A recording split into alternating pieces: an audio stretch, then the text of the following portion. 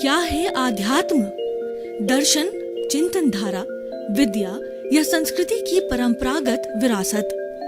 आध्यात्म दर्शन यानी जीवन का शाश्वत सत्य।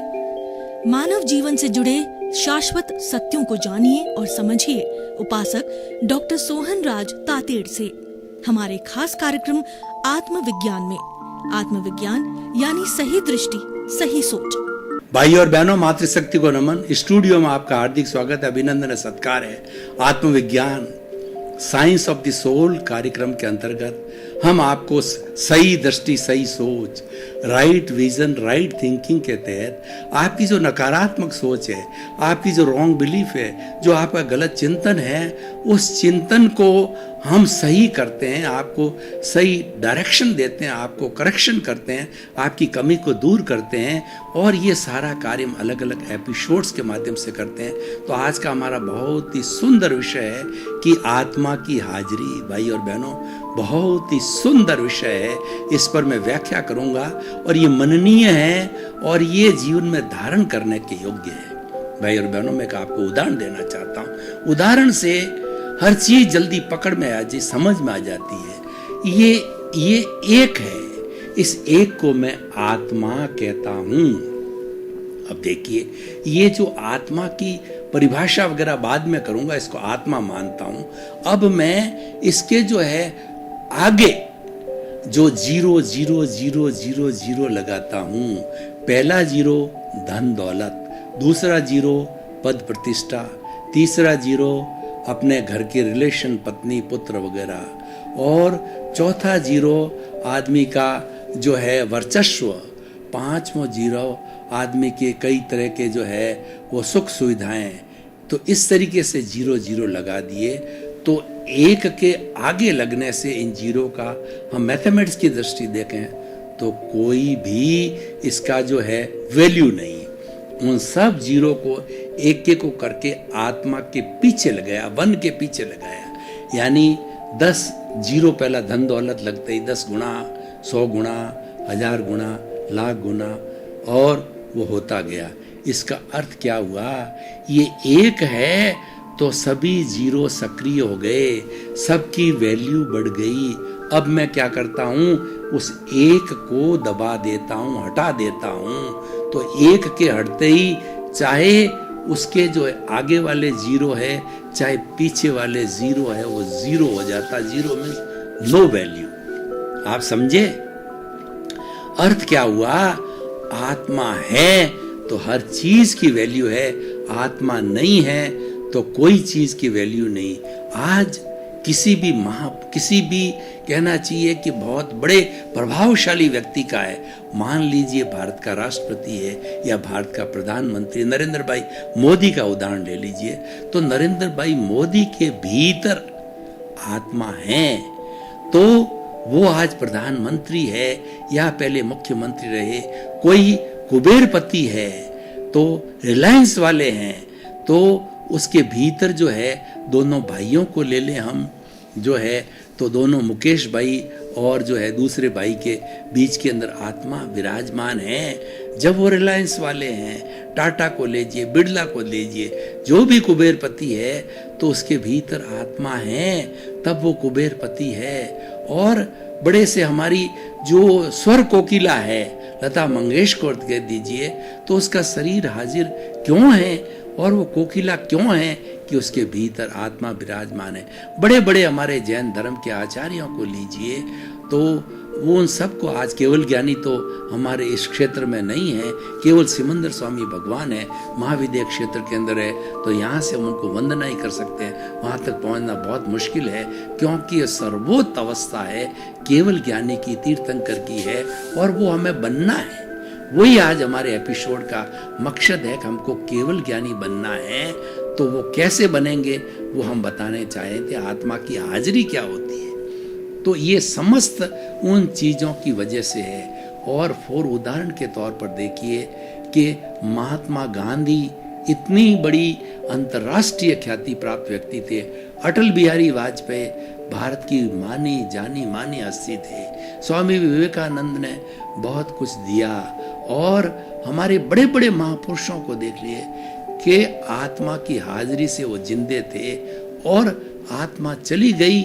महात्मा गांधी का शरीर गया, अटल बिहारी वाजपेयी का शरीर गया, विवेकानंद का शरीर गया और 100 वर्ष पूरे होने पर नरेंद्र भाई मोदी भी चले जाएंगे। आज जो है कोविंद जी है 100 वर्ष की अवस्था के बाद, वो भी अजर अमर नहीं है।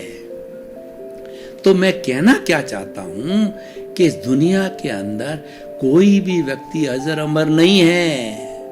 हालांकि रावण ने जो है वो अमरता का और उसने जो अमृत पी लिया था, शिव जी का आशीर्वाद ले लिया गया, लेकिन भगवान के राम से के हाथों उसका उद्धार होने वाला था, वो भी चले गए, राम भी चले गए, सीता भी चले गई, वो मुक्ति को चले गए, वो तो अपनी जो है पूर्ण मकसद को प्राप्त हो गए। लेकिन वो कब थे? आत्मा की हाजिरी से थे। मैं बोल रहा हूं, आत्मा की हाजिरी से बोल रहा हूं। हम हॉस्पिटल में देखते हैं कि हमारा बहुत ही प्रिय व्यक्ति होता है, वो बीमार हो जाता है और वो कहना चाहिए बहुत क्रिटिकल पोजीशन में आ जाता है, तो हम इमरजेंसी भर्ती, आईसीयू में भर्ती हो जाते हैं। वो सांस लेता है, आंखें खोलता है, हमको पहचानता भी होता है, लेकिन क्रिटिकल पोजीशन में होने के बाद में कुछ ही क्षणों के अंदर हृदय गति रुक जाती है, हार्ट फेल हो जाता है, डॉक्टर कहता है कि नाउ ही इज डेड। तो डेड होने के पहले पहले वो आत्मा हाजिर थी, आत्मा की हाजिरी थी। जब वो बोल रहा था तो बड़ा ये गूढ़ रहस्य है। ये समझिए कि इसकी हाजिरी रहने से ये मिश्र चेतन है, ये हिलता है, ये डुलता है, ये खाता है, पीता है, अरबपति बनता है, करोड़पति बनता है, नेता बनता है, कुबेरपति बनता है, माता बनता है, पिता बनता है, बेटा बनता है, ऐश्वर्यशाली बनता है और सब कुछ बनता है, मानता है। वह किसकी वजह से? आत्मा की हाजिरी से। तो आप भाई और बहनों प्रमुख बात को समझिए, हम बड़े अज्ञानी लोग हैं। हम गौण को मुख्य बना देते हैं, मुख्य को गौण बना देते हैं। जिसकी हाजिरी है, हमको पता है कि इसकी हाजिरी से ही ये चलेगा और ये जाएगा, तो राम नाम सत होगा। हर जानता है, हर व्यक्ति जानता है, लेकिन फिर भी अहमियत किसको देता है? मैं और मेरा को। अहंकार करता है, मेरा कितना रूप है, मैं कितना बलवान हूं, मैं कितना पैसे वाला हूं, मैं कितना धनवान हूं, मैं कितना बड़ा नेता हूं, मैं कितना बड़ा लेखक हूं, मैं कितना बड़ा ज्ञानी हूं, मेरे इतने बेटे, मेरी ऐसी पत्नी पढ़ी लिखी और ऐसी रूपवान, यूं यूं करके करके और इंद्रिय सुख में लुप्त हो जाता है। तो मैं क्या कहना चाहता हूं? मैं ये कहना चाहता हूं, उसकी प्रेजेंस को इग्नोर मत कीजिए। मुख्य चीज को इग्नोर करोगे, पछताओगे। ये मानव तन मिला है, आत्मा की हाजिरी को पहचानने के लिए मिला है। देखिए, हम कभी सत्संग करते हैं, बड़े बड़े आचार्य आते हैं, प्रवचनकार आते हैं, उसकी हाजिरी से सत्संग होती है। आज देखिए, देश इतना आराम से सुंदर क्यों चल रहा है? आज भ्रष्टाचार मुक्त है देश, आज स्वच्छ भारत है, और आज देखिए इंडिया जो है वो डिजिटल इंडिया बन गया है। आज भारत की साख देखिए, विश्व विख्यात साख है। आज हमने अंतर्राष्ट्रीय योग दिवस मना रहे हैं, पूरा विश्व मानता है ये भारत की कृति है, पूरा विश्व मानता है अहिंसा प्रधान देश है। इसीलिए 2 अक्टूबर को, हर 2 अक्टूबर को पूरा विश्व अंतर्राष्ट्रीय अहिंसा दिवस मनाता है। भारत में इतने बड़े बड़े चीजें, क्योंकि आज विश्व मानने लग गया है भारत धर्म गुरु देश है। क्यों मानने लग गया है? ये नरेंद्र भाई मोदी की प्रेजेंस। मैं किसी पार्टी से जुड़ा हुआ नहीं हूं, मैं तो प्रमोद भावने वाला व्यक्ति हूँ। मैं तो गुणों की अर्चना पूजा करने वाला व्यक्ति हूँ, गुणों को जीवन में उतारने वाला हूँ, गुणों को प्रस्तुत करने वाला साधक व्यक्ति हूँ, उपासक हूँ, और गुणों की उपासना करने वाला हूँ। व्यक्ति विशेष की उपासना नहीं करता, किसी पार्टी बाजी की बात नहीं करना, क्योंकि मुझे किसी से भौतिक जो है प्रलोभन नहीं है कि मुझे किसी भौतिक चीज चाहिए। मैं तो आपको सब सही रास्ते पे ले जाने वाला हूँ और सही रास्ते पे खुद जाना मेरे जीवन का सिद्ध बुद्ध मुक्त होना चाहता हूँ। जीवन का लक्ष्य है सिमंदर स्वामी के चरणों के अंदर जाकर के वहाँ रिजर्वेशन करा करके मैं तो रोज दादा भगवान जो मेरे गुरु हैं उनसे प्रार्थना करता हूँ, हे दादा भगवान आप रोज उड़न खटोला में भवी जीवों को ले जा करके और सिमंदर स्वामी के उन ज्ञानी जीवों को सिमंदर स्वामी के चरणों में हाजिर करते हो तो वहाँ पे जन्म लेकर के वहाँ चौथा आरा चलता है। वहाँ पर हमारी तरह सुख दुख नहीं है, वहाँ परमानेंट अक्षय सुख है। उनके चरणों में जन्म लेकर के 2-3 जन्म के अंदर जो कुछ भी कषाय बचा हुआ है उसको शुद्ध करके सिद्ध बुद्ध मुक्त बनना चाहते हैं। तो भाई और बहनों ये सब किसकी हाजिरी से है? आत्मा की हाजिरी से। उसको इग्नोर मत करो। कबीरदास जी ने बहुत ही अच्छी तरीके इसका विवेक दिया हमको कि सुख में सुमिरन सब करे और दुख में करे न कोय। जो सुख में सुमिरन करे तो दुख काहे का होए। वो कहते हैं कि दुख जब आता है सब ईश्वर को याद करते हैं और जब सुख आता है ईश्वर मीन्स क्या? आत्मा की हाजिरी। ये सबसे बड़ा ईश्वर है, इससे बढ़ के कोई ईश्वर नहीं है। किसी ईश्वर के मंदिर में हम जाते हैं जो प्राण प्रतिष्ठा किया हुआ होता है तो उस ईश्वर को हम नमस्कार करते हैं। वो रिलेटिव ईश्वर है, अच्छा है, उसके गुणों को हम याद करते हैं, लेकिन किसकी साक्षी से? इसकी साक्षी से। क्या एक मुर्दा मंदिर जा सकता है? क्या एक मुर्दा माला फेर सकता है? क्या एक मुर्दा कोई स्तुति कर सकता है? नहीं कर सकता। आत्मा की हाजिरी चाहिए तब वो कर सकता है। तो क्यों आप उसको भूल रहे हो? यही आपको याद दिलाने के लिए हमने ये आज एपिसोड रखा है। हर सूरत में आत्मा की हाजिरी को रखो और देखिए आत्मा बेचारी क्या है, ये बंधी हुई है। भगवान महावीर को प्रश्न किया उनके शिष्यों ने, क्योंकि वो तो भगवान थे, शरीर में रहते हुए भगवान थे, तीर्थंकर थे। हर केवल ज्ञानी भगवान होता है, उसके पास में एब्सोल्यूट नॉलेज होता है, उससे भूत भविष्य वर्तमान और जड़ चेतन की कोई अवस्था छिपी नहीं होती है। वही लक्ष्य हमारा। केवल ज्ञान के बाद में ये जो हमारी आत्मा भीतर बैठी है वो हमेशा हमेशा के लिए इस जड़ रूपी शरीर से मुक्त हो जाएगी। अवचे जो हमारा कार्बन शरीर से मुक्त हो जाएगी, लिंग शरीर कॉजल बॉडी से मुक्त होकर के और वो सिद्ध बुद्ध मुक्त और परमात्मा बन जाएगी। तो भगवान को प्रश्न किया, प्रभु बताइए कि आप आत्मा की बात करते हैं, आत्मा की हाजिरी की बात करते हैं, तो आत्मा को क्या ऐसा अच्छा लगा कि वो जड़ के साथ जुड़ी, और इस जड़ को क्या अच्छा लगा शरीर को कि वो आत्मा के साथ जुड़े और दोनों बंधे। तो भगवान ने कहा कि उनको इसका उत्तर ध्यान नहीं था, तो उन्होंने प्रति प्रश्न किया अपने जो है भक्तों को कि भक्तों आप बताइए पहले मुर्गी हुई या पहले अंडा हुआ? भक्तों ने कहा प्रभु हम तो कुछ नहीं जानते, हम तो अज्ञानी हैं, आप ज्ञानी हैं, आप केवल ज्ञानी हैं, आप तीर्थंकर हैं, आप ही बताइए। भगवान ने कहा कि मुझे भी इसका उत्तर ध्यान नहीं है कि कब से बंदे पश्चानुपूर्वी ये अनादि अनंत काल से दोनों साथ भटक रहे हैं, दोनों स्वतंत्र होना चाहते हैं और मनुष्य जीवन के अंदर ही दोनों स्वतंत्र हो सकते हैं। जड़ जड़ में चला जाए, चेतन चेतन में चला जाके मुक्त हो जाए, ये जीवन का ध्येय होना चाहिए। इसीलिए मनुष्य जीवन मिला है और मनुष्य ही इनको जड़ और चेतन को अलग कर सकता है, मनुष्य मुक्ति को प्राप्त कर सकता है, मनुष्य के पास ही मोक्ष का पट्टा है। तो भाई और बहनों ऐसी चिंतामणि रत्न, ऐसी पारसमणि आपको मिली है, ऐसा नंदन वन आपको मिला है और ऐसी जो है आपको जो है वो सुंदर चीज मिली है, तो आप उसका उपयोग कीजिए। इस हाजिरी को क्यों इग्नोर करते हो? जब हमारे घर में देखिए मैं आपको कुछ उदाहरण देना चाहता हूँ कि पुराने जमाने में संयुक्त परिवार प्रथा थी और घर का हेड होता था, मुखिया होता था, सबसे बुजुर्ग होता था।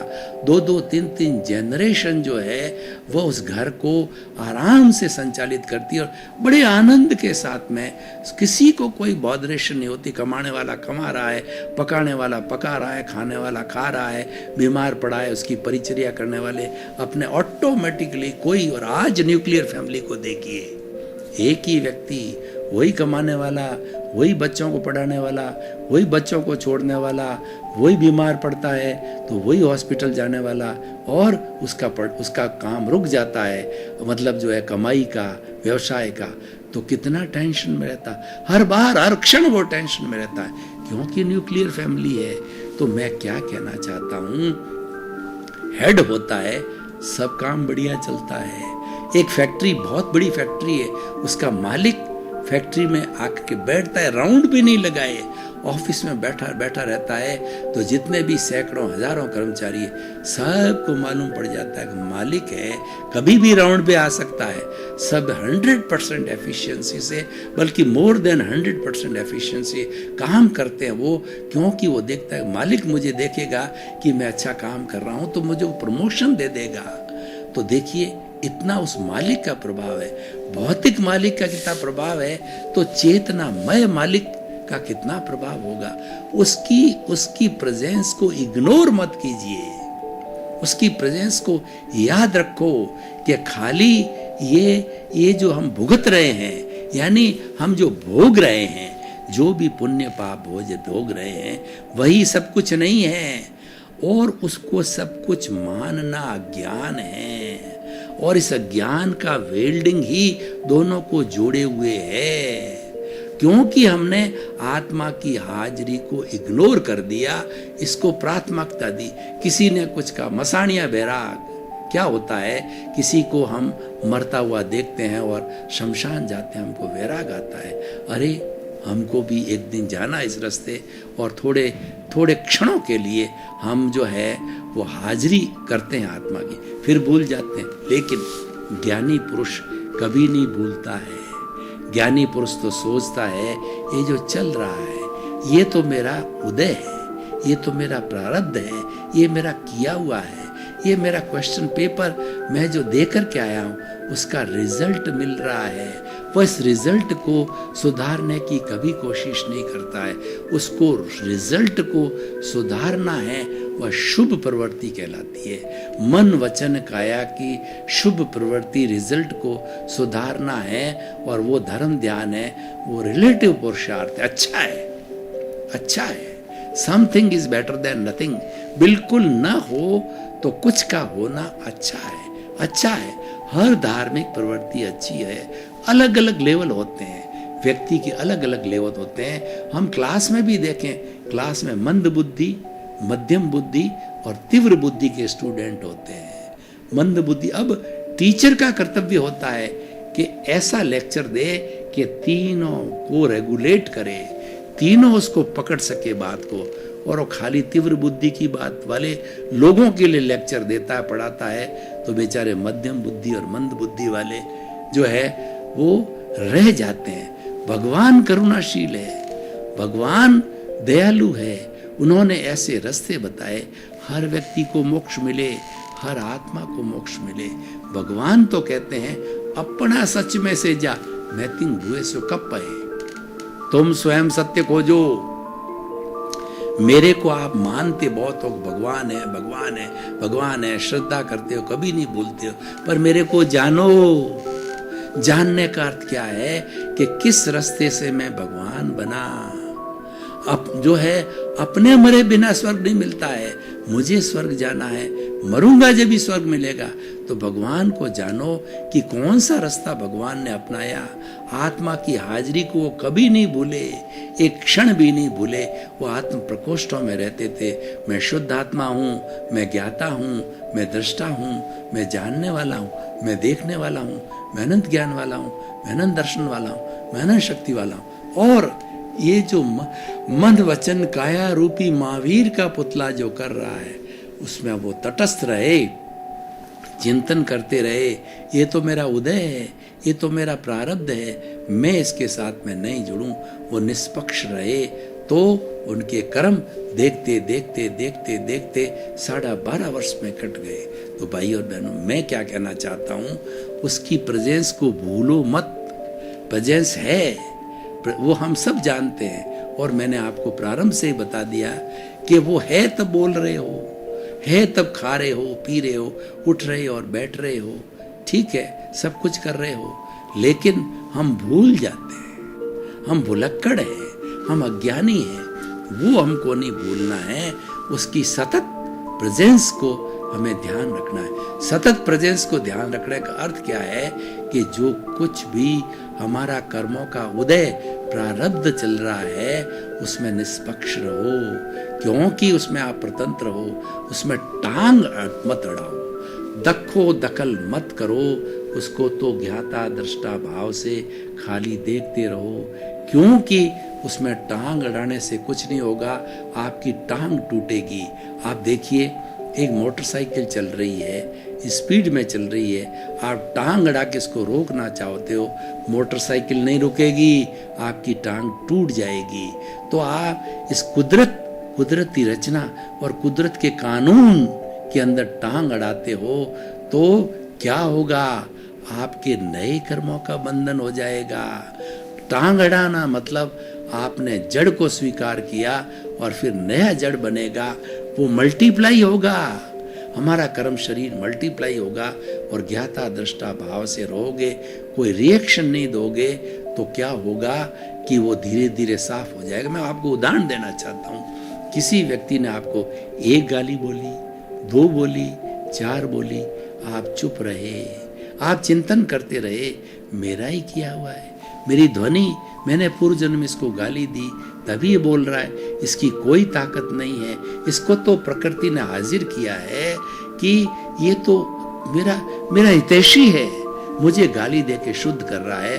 आपने उसको पॉजिटिव लिया, आपने उसको नेगेटिव नहीं लिया, तो क्या होगा, वो गाली देता देता चुप हो जाएगा, मतलब हिसाब क्लियर हो जाएगा।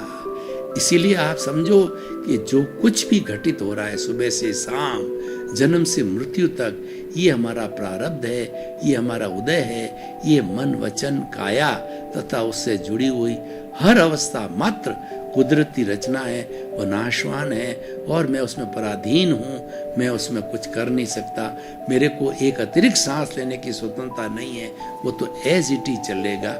लेकिन उसका अर्थ ये नहीं कि हमें कोई पुरुषार्थ नहीं करना है। पुरुषार्थ क्या है, आत्मा की हाजिरी को मत भूलो, ये पुरुषार्थ है। ये हमारा जो है, ये हमारा निरालंबन ध्यान है, ये हमारा शुक्ल ध्यान है। जब हर वक्त उसकी हाजिरी को पहचानेंगे, उसके ज्ञाता दृष्टा भाव को पहचानेंगे, उसके गुणों को पहचानेंगे, ये हमारा शुक्ल ध्यान है। और उच्च जो है कोटि की साधना है। और उसके अलावा हम क्रिया करते हैं, मन वचन काया की शुद्ध क्रिया करते हैं, मंदिर जाते हैं, माला फेरते हैं, ये हमारा प्रारब्ध है, ये हमारा उदय है, ये होगा।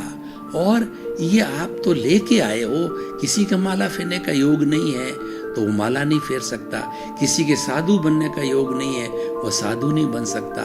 तो ये उसका पुण्योदय है, वो तो होगा, लेकिन होते होते के साथ भी ये भी अच्छा है। मतलब जो हमारी अच्छी क्रिया करना वो शुभ क्रिया कहलाती है, अशुभ तो करनी नहीं है। क्यों अशुभ करेंगे तो पाप का बंधन होगा, शुभ करेंगे तो शुभ में क्या होता है कि पुण्य साथ में संचय होता है, उसको भी भोगना पड़ेगा। जब बहुत ज्यादा पुण्य इकट्ठे हो जाते हैं तो व्यक्ति कहाँ जाता है, वो व्यक्ति देव गति में जाता है, और वहां पे एक नाटक देखता है तो 1000, 2000, 5000, 10,000 साल निकल जाते हैं। That is wastage of the time. हमारे टाइम का मूल्यांकन क्या है, इसको सिद्ध बुद्ध मुक्त बनाना। हमको केवल पुण्य नहीं चाहिए, पुण्य अच्छा है, हम पुण्य को गलत नहीं मानते, हम धार्मिक क्रिया को गलत नहीं मानते, हम किसी धर्म को गलत नहीं मानते, हम हर अच्छी प्रवृत्ति को अच्छा मानते हैं, वो सब रिलेटिव है। लेकिन आपको टाइम का सदुपयोग करना है। आपका जीवन शॉर्ट है और आपको सिद्ध बुद्ध मुक्त होना है, जल्दी होना है, 1 2 3 4 5 भाव में मुक्त होना है। तो आप रियल पुरुषार्थ में आइए। रियल पुरुषार्थ आत्मा की हाजिरी को नकारना नहीं, भूलना नहीं। प्रीतिथि, जब हमको ज्ञानी पुरुष ज्ञान देते हैं तो ज्ञान में वो हमारे पे उपकार करके 3 फोल्डर खड़े करते हैं। कौन सा फोल्डर? पहला फोल्डर देते हैं 100% प्रीति थी, 24 आवर्स आत्मा की हाजिरी। भाई और बहनों, आपका बहुत बहुत धन्यवाद। आप हमारा आत्मविज्ञान कार्यक्रम बराबर देखते रहिए। आत्मविज्ञान कार्यक्रम सफलता के सूत्र देने वाला है। ये आपको परमार्थ की बात बताने वाला है, आपके जीवन को अच्छा बनाने वाला है। तो आप हमेशा इसके साथ जुड़ते रहिए। और आपकी कोई भी जिज्ञासा हो तो हमारे पर्दे के पीछे जो भी ईमेल आईडी, हमारा वेबसाइट और हमारा जो है वो फोन नंबर दिया, उस पर आप करिए। आपको नए नए एपिसोड मिलेंगे, आपकी जगह का समाधान होगा। आपके प्रति मंगल भावना। क्या है आध्यात्म? दर्शन, चिंतन धारा, विद्या या संस्कृति की परंपरागत विरासत। आध्यात्म दर्शन यानी जीवन का शाश्वत सत्य। मानव जीवन से जुड़े शाश्वत सत्यों को जानिए और समझिए उपासक डॉक्टर सोहन राज तातेड़ से हमारे खास कार्यक्रम आत्मविज्ञान में। आत्मविज्ञान यानी सही दृष्टि, सही सोच।